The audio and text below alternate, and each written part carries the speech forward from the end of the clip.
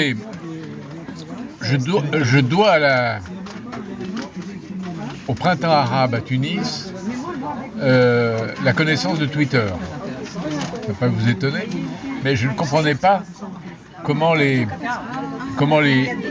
foules qui protestaient, les foules qui manifestaient, comment elles pouvaient éviter la police aussi facilement.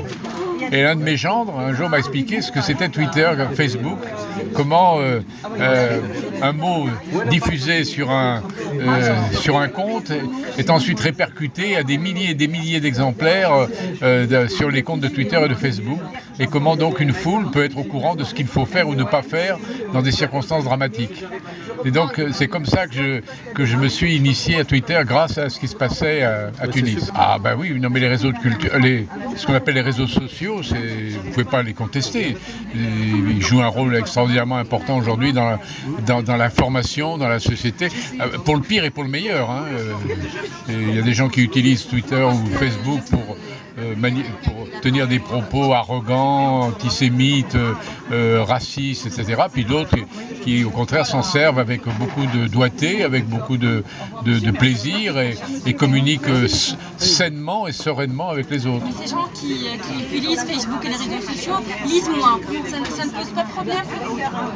Écoutez, il y a du temps pour tout. Hein. C'est pas parce que vous êtes sur Facebook ou Twitter que vous ne.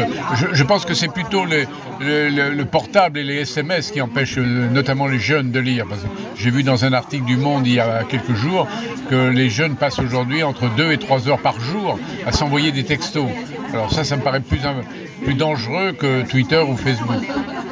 On dit qu'avec les réseaux sociaux, il n'y a plus de différentes cultures. Il n'y a qu'une seule culture. Vous partagez cet avis? Je vois. Non, il n'y a pas qu'une seule culture. Il y a la culture de Twitter, mais la culture de Twitter c'est pas la culture de la presse écrite, c'est pas la culture de la télévision, c'est pas la culture du cinéma, des livres, etc. Mais la culture de Twitter a ravagé les autres cultures. Non, moi je crois pas du tout. Moi ça je crois pas. Je suis pas pessimiste pour ça. Twitter c'est une mode. Un jour cette mode perdra de son intensité et puis. Ce qu'il faut enseigner, c'est un bon usage des réseaux sociaux, c'est tout. En parlant de la culture tunisienne vous attache? Vous tient à cœur?